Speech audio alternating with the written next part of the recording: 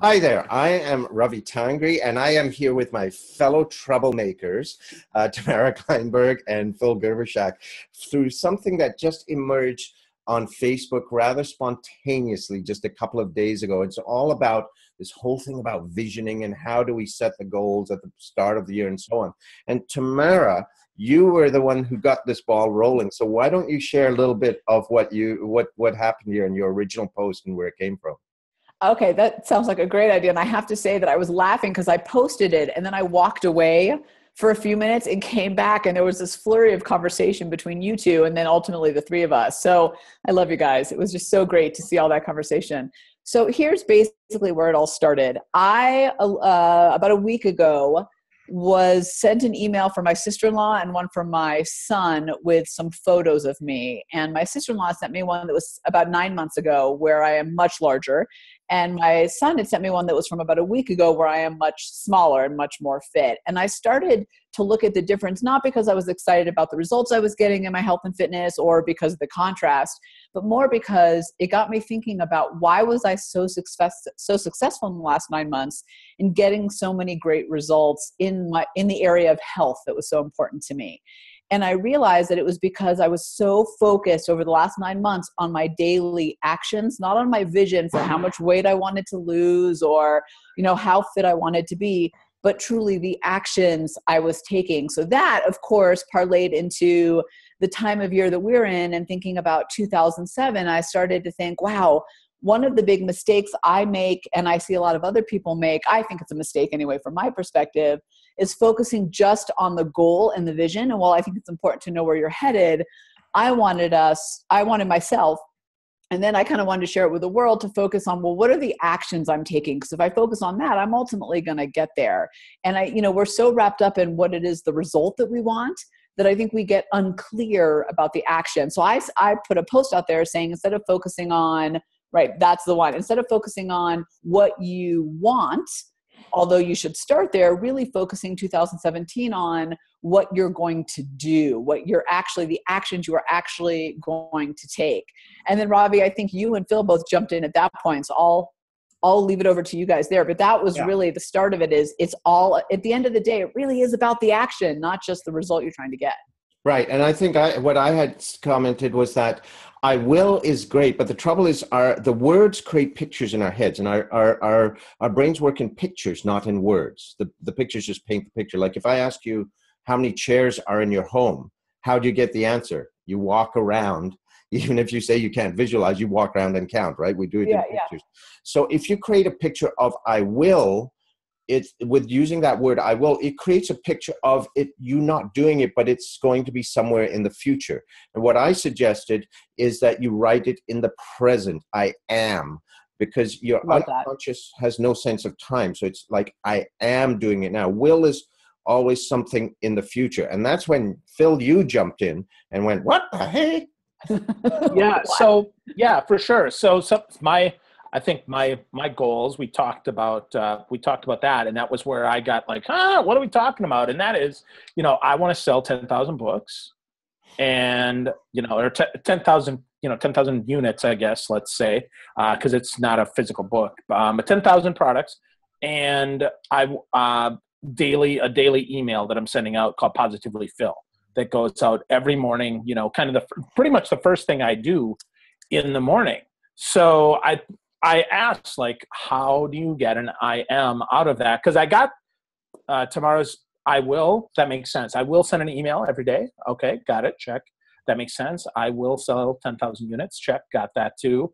But then the I am, that's where I kind of pushed back and said, okay, Ravi, how do we break this down? How do we make that sensibly? And that's where I think we kind of need more of your voodoo, if you will, Ravi, to make that more sensible. Because I call it Jedi mind tricks. That's it. Well, Jedi mind trick, whatever you want to call it, because I think that was the fascinating piece to me. Well, the thing is, your brain, a lot of times we think about what we're consciously doing, but your conscious mind isn't really part of the picture. It only focuses on 7 chunks of information, plus or minus 2. That's all your conscious mind can do. That's why phone numbers without area codes were 7 digits. That's all we can remember. What's really running things is your conscious mind. Your conscious mind is like a 5-year-old kid that never grows up.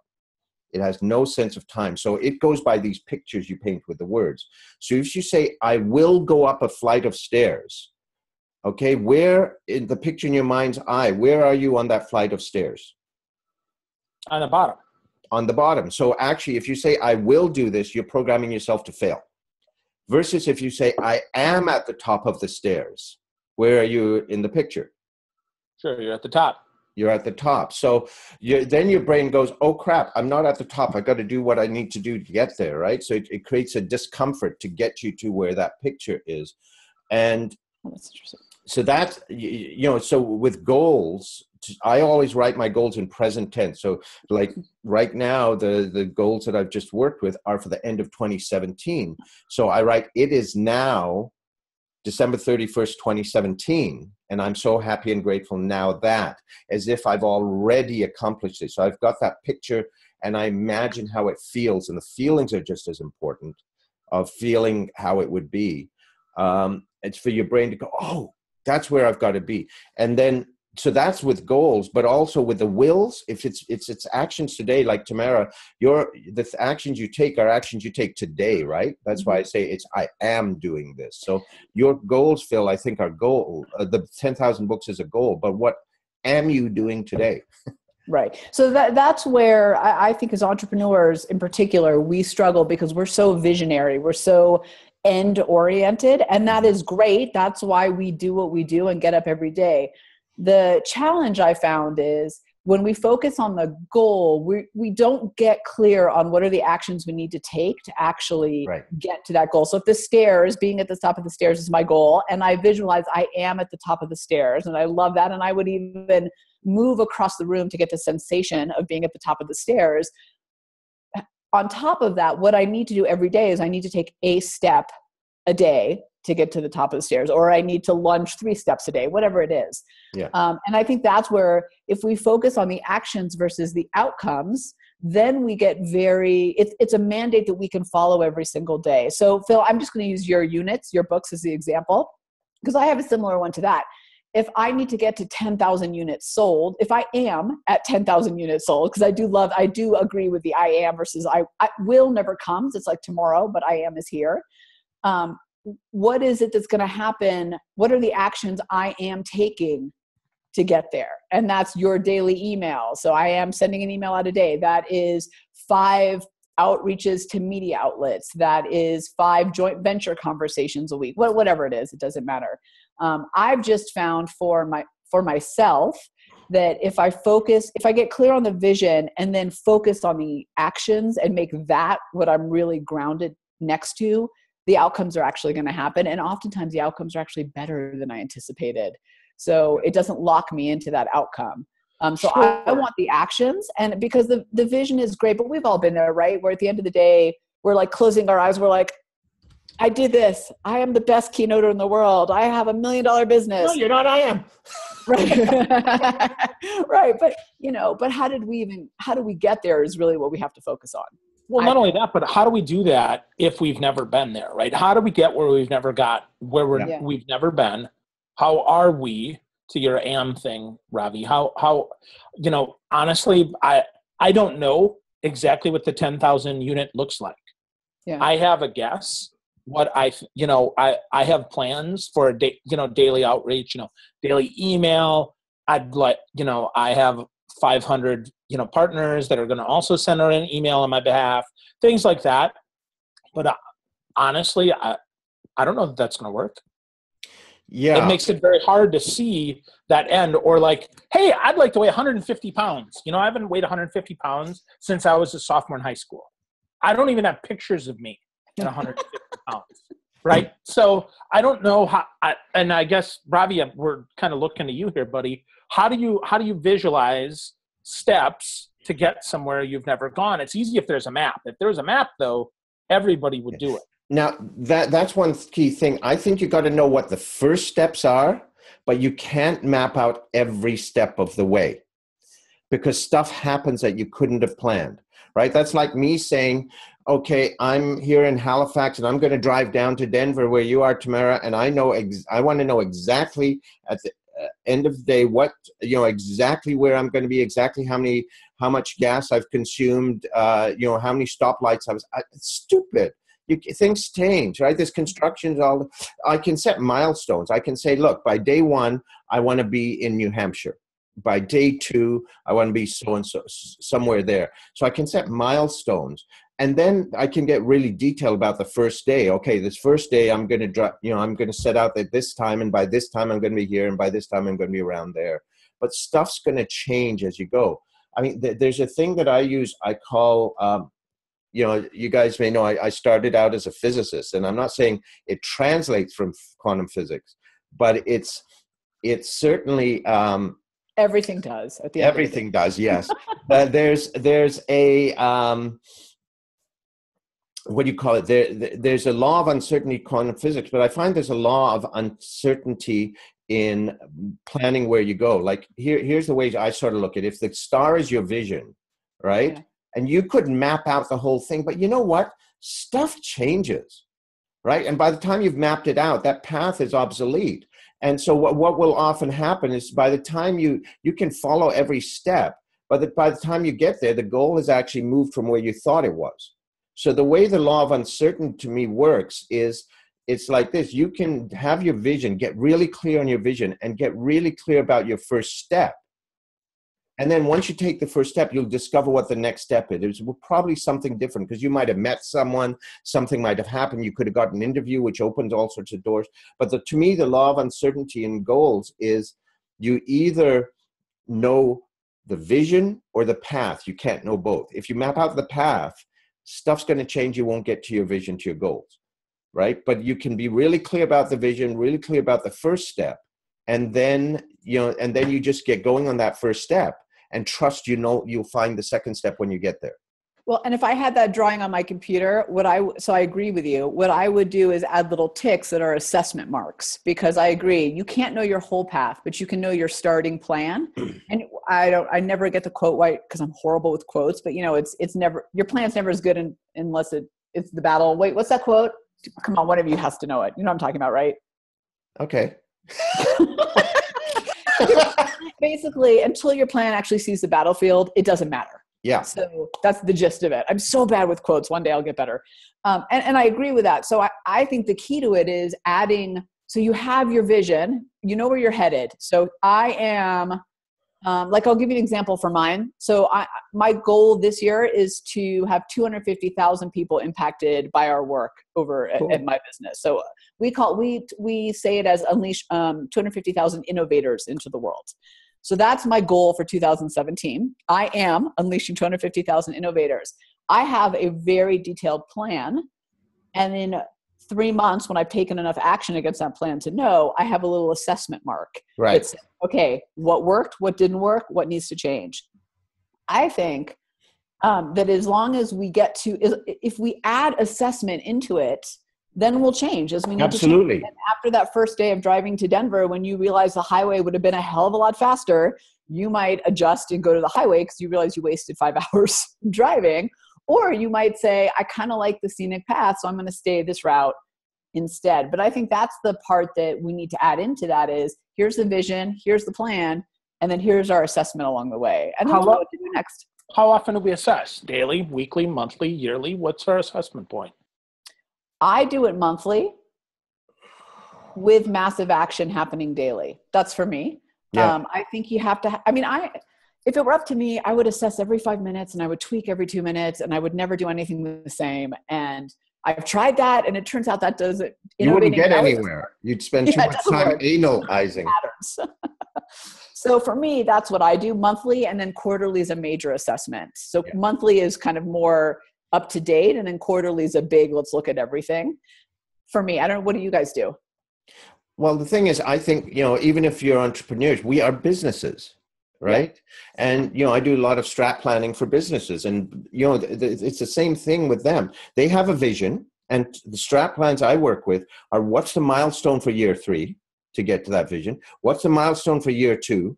Then what's the milestone for year 1? And then year 1, you break down into an operational plan into quarters. Yeah. And the first quarter is the detail And the rest of the quarters are basic milestones that get planned as you go, because stuff's going to change. That's a good way to put it. Anyone who puts together a 3-year plan that has everything they're going to do for 3 years is absolutely, completely loco. Never going to happen. Not in today's day and age. Right? It's a strat plan to me is 3 to 5 pages. Boom. And then you have a 3-page operational plan for year 1 that mostly details quarter 1. So here's my question for both of you. What, and Phil, you shared one of your goals. What is one goal that you are accomplishing? I'm trying to remember, bring my language to the present. And what are some of the actions that you're intending to take to get there, without giving away anything confidential? But I'm just curious, kind of just to put it all together. So for people who, since we're recording, will eventually be watching this, how are you framing it up? Given all the conversation we've had. Sure. So, well, I'll give you the units for my, for my product, right? So first, the big goal, end of the year, I've sold 10,000 units. That's a big one. Yeah. As we break that down and we break that into kind of really look tight, and that is, first of all, finalize the product. Mm-hmm. Okay. So then product. What's that? Good to have a product. Yeah, well, but often that's the struggle, because we get 80% of the way there, and we wimp out. So, so finish the product, and while I'm finishing the product, I would call these kind of breaks in the action. That it is, get feedback, start seeding my list, running, start developing my ads, my warmness to get people to see if they're engaged. One of them is put the tracking pixel on my website for Facebook. Start posting those articles to Facebook more frequently, so that I can start then micro targeting them. Then it's 500 kind of. I don't want to call them joint venture partners, because I think that's maybe not what I'm going to get out of that. But if somebody came to me and said that they wanted, JV it, I probably would let them, but I don't know that everybody wants that. Some people just want to help, so it's 500 people that are willing to, look at the product, review it and send it out to their list. And then at that's 200 units per person, right? That's only 200 units per person that they drive. Now, I'm not saying that, Ravi, if I send this to you, that you're going to get 200 from your list. But the hope is that as you spread it, right, it kind of bounces around, and we see 200 as the result. So that's part of it. It's also, I know that I need, probably 25 articles that are soft. I also need to record 3 webinars that are kind of preparation that lead to this. So as I think about my packaging, it's to steal Scott Aldford's, it's sidewalk, which is people are walking real slow, just kind of looking, thinking about that. Then it's slow lane. Those are people that maybe might make a purchase in the next 6 months. And then it's fast lane. Fast lane are people that are going to make a purchase probably in the next 30 days. So having an offer for each of them, and then multiple ways in to actually making that happen. And that's where, again, retargeting helps me. That's where daily emails helps me, because it helps. Like right now I have 12 people on my emailing list. 12 people get my Positively Phil every day. I've got more on my other lists, and I will use them as well. But this is kind of my muscle, repetition. Because frankly, you both don't want to hear from me every day, but you might want to hear from me once a week. Yeah. So I would hear from you every day, Phil. Yeah, of course we would. There you go. So all that stuff that you've just done, now if you were to put a timeline at the end of the year, you've got 10,000 units. So by the end of quarter 3, by September 30th, what have you accomplished by then? Then back to by June 30th, what have you accomplished by then? And then by March, the end of March 31st. Yep. Yeah, and then break it down monthly, those first 3 months. So what are the specific actions that you am doing? Yeah. So that's by the end of March, the product's going to be done.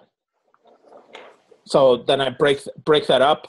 I've got content written in the first month. So by the end of this month, every piece of content's got to be written. By the end of next month, the presentation's got to be tight. And then and then in the last month, then it's transcription, recording, and create the product. Right. So that it can launch on April 1, so that on April 1, I start selling units. Exactly. And I think part of the brilliance of what you did, Phil, is you broke down the numbers. I'm going to guess based on how you rattled the stuff off, because we kind of went through it quickly. You said 500 partners, whatever partnership they look like, 200 per partner estimated. So it sounds to me like you've done the math of how many partners you need to get to 10,000. That is the part that I think is so key, that gets lost in the shuffle of the goal, is what does the math really look like to get to the goal? Because at the end of the day, it's all in the numbers. Getting to the goal is a numbers game. It's a math game. And it is average, right? Because you'd have some partners that might push out 1,000 and some that push out. Well, it's always a math. Right? Yeah. Well, so, and actually the reason that I got to 10,000 is because I realistically said I probably know 500 people that would help me. Yeah. That's that's why I set the goal. That's huge value. Yeah. So because that's what I coach because I coach a lot of speakers and a lot of trainers, a lot of entrepreneurs, and they get these big. I love wild goals. To your point, Ravi, I love to hear a 5-year plan, but I want to break that down. Whoa, what does that mean this month? Yeah. How do we break that down? Like I've got, if you need to build a website, and you need to build an 8-page website, that means you need to write a page a day for 8 days. Yeah. If you don't have time to do that, right? Look at your calendar. If it takes you an hour to write a page, that means you need 8 hours to write 8 pages. That means where do you have an hour in your calendar to write each page? Break that down, because then you can slot it in, and then you lock in, turn off the internet, shut off your phone, lock in, make that real. And if that's too much, because I can tell you, I'm a squirrel. I work for about 30 minutes at a time. And I'm like, shit, I got to do something else. Right? That's how it works. So for me, I have to break that in a 30-minute realistic chunk. So first step, make a list of 50 people and do that 10 times. That's step 1. Really important to me, right? Because I want to see how many people do I realistically have. Step 2 is then it's gather all their information. So I need their email, might need their phone number, and frankly, it's got to be a relevant ask. So I need to, if we haven't talked in 5 years, it's probably now is not the time for me to ask for your help. Yeah. You got to rebuild the relationship. That's right. So, and I can tell you that when you don't, it doesn't work. Yeah. It turns out. That seems funny. Well, I mean, it seems obvious when you say that, but most people think we built a relationship 100 years ago. Yeah. So it's always going to be there. And frankly, it's primacy. Yeah. So something else too that you said, like when you touch on the 5-year goal, something you said earlier is, what if I don't know what it feels like? Or it's you haven't been 150 pounds in a year or two. Or so. Yeah, or 30, yeah. Yeah. But the thing is, I'm guessing that you have first of all, you have a pretty good imagination. Sure. So you could imagine. And the thing is, your brain doesn't know the difference between what you imagine and what you actually experience. Right? So if you can imagine what it would feel like, and imagine how great it would be at the end of the year to see, 10,800 units have gone out. Holy crap. Imagine how that would feel, right? And the reach and the impact that has, and that you realize that you've had over the year. You can imagine that. And that's what's critical. There's a lot of times we set goals that we haven't experienced, but we can imagine it. And then, sure. If it's something tangible, in some of the books and all, they say, okay, if you want to buy a certain car, go test drive it, feel what it's like in it, right? I'm going to go do that. Huh? I'm going to go do that. I'm going to go test drive a Lamborghini. Yeah, get a picture of yourself and then get it up there, right? Yeah.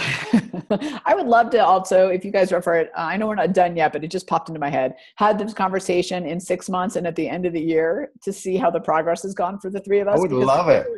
I would say the three of us are very intent on getting clear and actionable against our vision and our goals. Yeah. It would be interesting to see in 6 months and a year. So that was a little bit of a tangent, but before we got off, I wanted to. But that's another great resource, is to create a mastermind where you can hold, not just to check in, but even to go to the next level and hold people accountable. Yeah.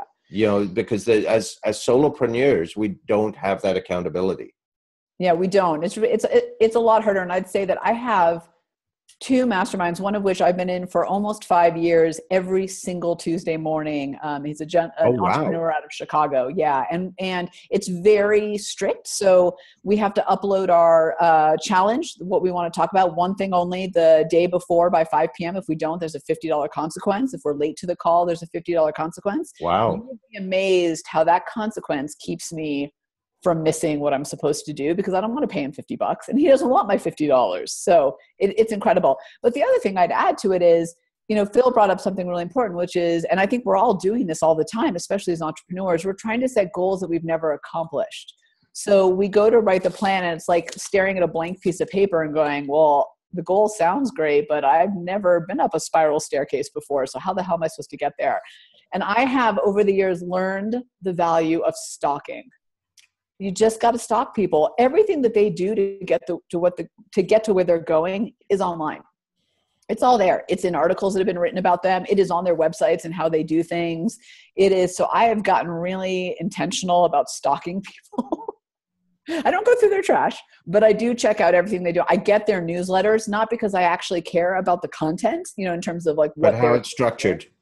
Right. I want to reverse engineer. I want to stalk and then reverse engineer everything they're doing. And I love books. My goal in 2017 is I am reading 2 books a month, which I know doesn't sound like a lot, but for me, that's a commitment. That's a lot.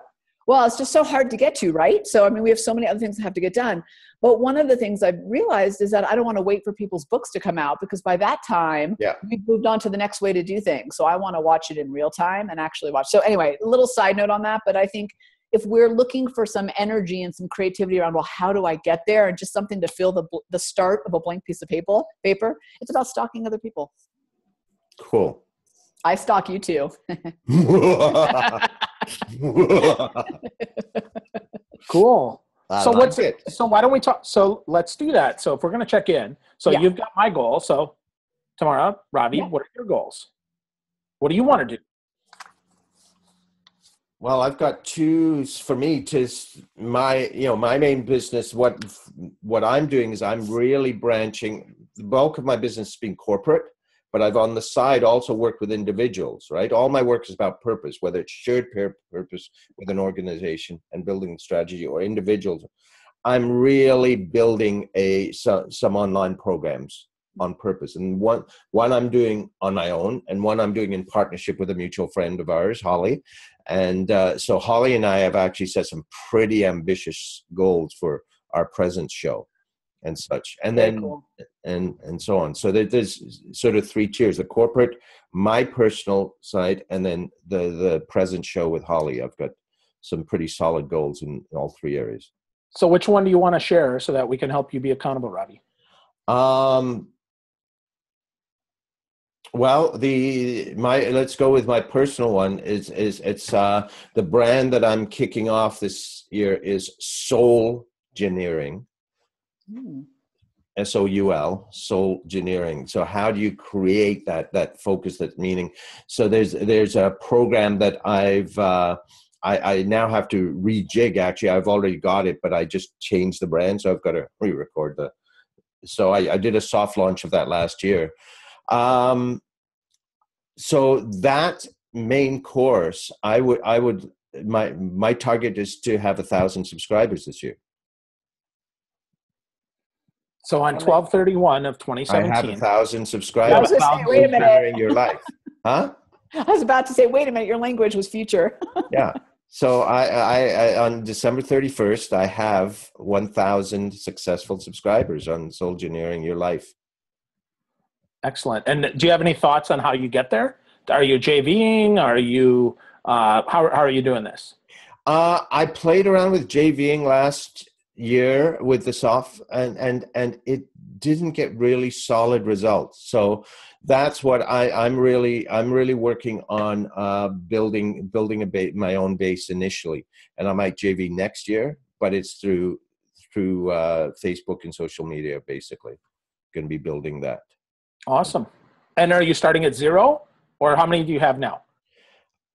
There's only about 30 that I've got that are still on there. So yeah, let's say effectively 0, because I've got to rebrand it as well.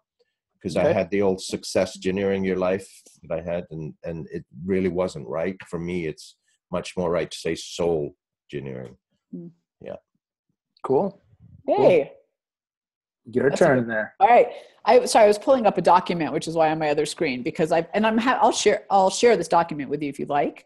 And I'll just give you a little bit of context for the goal. So last year I focused on the money goal and I missed the mark.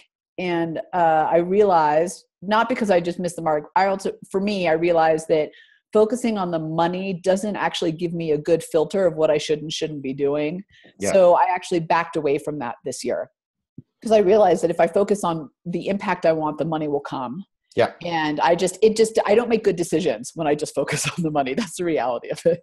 So that's just to be transparent about it. And the other thing is, so I've, two parts to my business. One is launching innovative products and one is launching innovative people. The product side of it did not do what it needed to do. And the launching innovative people, so the launch street, the IQE, the keynotes, all that, it has totally been taking off, but my eye's been over here. So I made the very painful decision to shut down the product side of the business because it just wasn't performing. And this side is, and it's hard, I think, as an entrepreneur to shut down one of your babies that you love, but hopefully that'll free me up. So anyway, so that's a little just honest context to kind of why the goals are what they are. Okay, so my goal this year is 250,000 to unleash. I am unleashing 250,000 innovators into the world. So that is my big goal. And I'm tracking that through something that I have called a 14-day innovation booster program. We're going to do it 4 times a year. The first one's in January. So it's basically a 1 innovation boosting exercise a day for 14 days. It is our free version. I loved how you said it earlier, Phil. I think that's our sidewalk people of, hey, what's going on in this shop over here? So we're going to do that. Subscribers to Launch Street. So that's our online platform. Launch Street itself. So Launch Street is our online platform for entrepreneurs and intrapreneurs. It's an innovation micro learning program. Our proprietary assessment, the Innovation Quotient Edge, and keynotes. And then we're also tracking podcast subscribers, YouTube subscribers. We are not tracking social media because until they transfer into being more into our worlds, I'm not counting them because I think you can get really sucked into sometimes those numbers and not, you guys know better than I do. But I mean, if I just looked at my Facebook and my Twitter and Instagram, I'd be like, this is all great, but I need them to translate into actual impact in dollars. So anyways, that's kind of how I'm tracking it. And then the initiatives, so the 14-day challenge, because that's about pulling people into our world, giving them a taste. Podcasts. So we're doing a big push to have people on our podcast, and then also for me to get on other podcasts as a guest as well. That's our focus in media. Keynotes, so corporate and associate. Joint venture / affiliate / partnership. I'm not really sure what to call that bucket, but those are the partnerships. And that'll be at the second half of the year. And then content explosion. So we are going to work really hard on being very consistent. And we have numbers around how much. But that's it. That's in a nutshell. So awesome. Cool. So I'm going to put something else out here, since we're probably going to be sharing this video in some way. I'd be curious to see if there's a hunger out there for people viewing this for maybe some sort of program to support, coach, mentor them through the year as well. And then if there is enough, maybe we can play with something here and actually structure, because I think the 3 of us have enough pieces that we can easily put something together that would be kind of cool to play together. Sure. I'd be very curious to see, and I hope people comment wherever this gets posted, where they are in the process and what they've focused on, because my assumption from my conversations with people is that a lot of people focus on one element of all the things that we're talking about, but perhaps not all the elements. Yeah. And I might argue that you need all the elements actually to really drive that momentum. Yeah. So it'll be very interesting to see. And I hope it's helpful to people, because I know that I've spent a lot of time trying to figure out how to master just what it is I'm doing with my life. Yeah.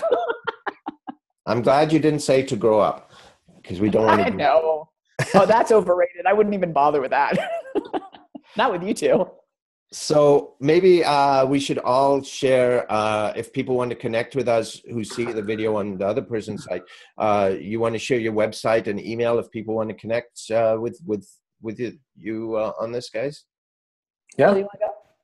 Sure, I'll go. So, well, my daily email is at positivelyphil.com. Makes it really simple. If you want to read my articles, typically they're on philgerbyshak.com, pretty much anywhere else. You Google, if you can spell Gerbyshak, Gerbyshak, you can find me. It's usually me there. I do have a cousin who's a DJ, and I have another cousin who's written a book, but it's usually me that you'll find out there. And yeah, my email is just my name. So phil@philgerbyshak.com. Happy to help, support, coach, encourage, whatever I can do. I love it. Oh my God. We have like the hardest between the three of us. It's just not the easiest names to say. No. Well, so my website is gotolaunchstreet.com, and you can basically find everything there. And then my email is tamara@gotolaunchstreet.com. Okay, and I'm at Ravi Tangri, RAVITANGRI.com, and it's Ravi@ravitangri.com, RAVI@ravitangri.com. So thank you, guys. This has been awesome. I love this. Can I ask you guys one more question before we go? Yeah. I'm curious from your perspectives, from the conversation, what's the one big, I don't know if it's a takeaway or aha, but the thing that sticks with you?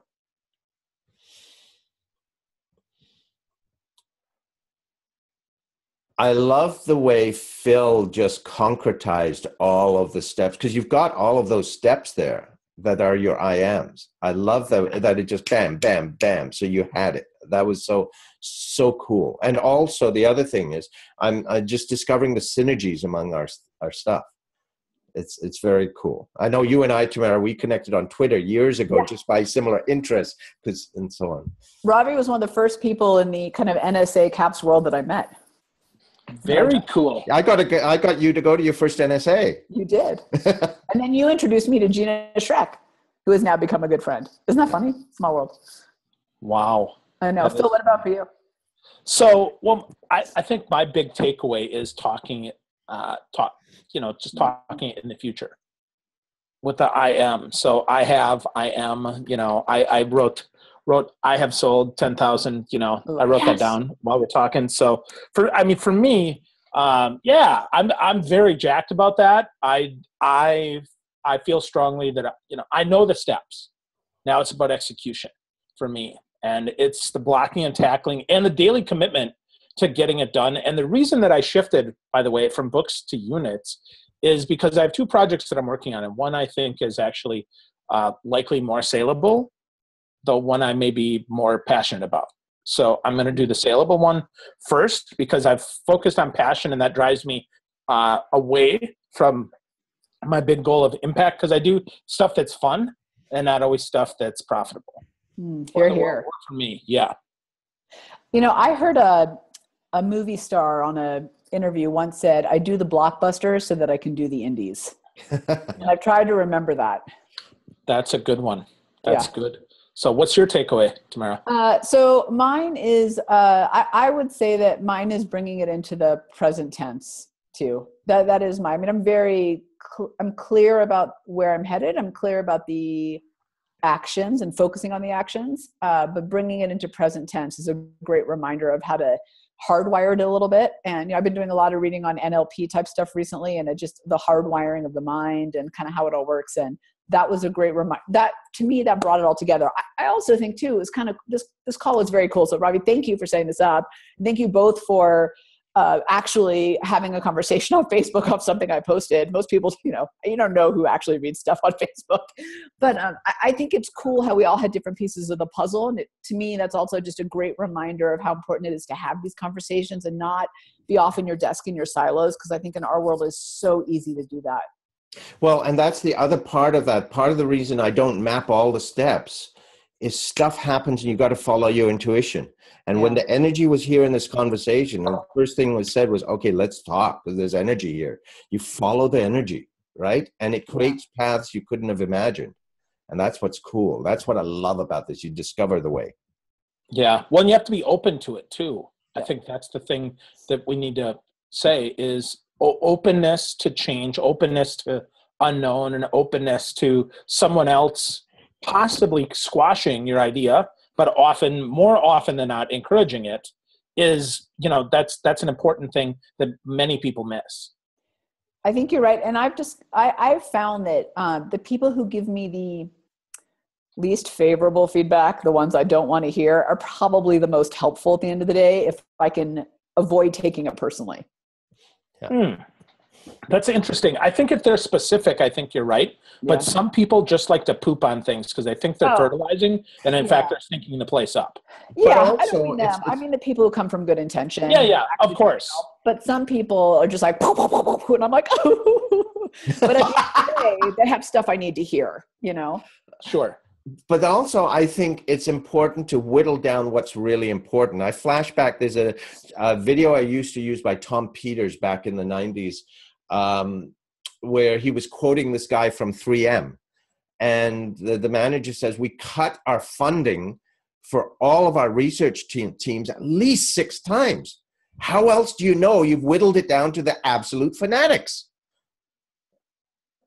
Right? So if you cannot take the criticism, sorry, it's not your passion. Yeah. But if it's your passion, you can get through whatever. Yeah. Well, and I think you got to be a little bit of, I don't think it's so much thick skin. I think sometimes it's Teflon, to fill your point about the people who fertilize. That stuff rolls off me.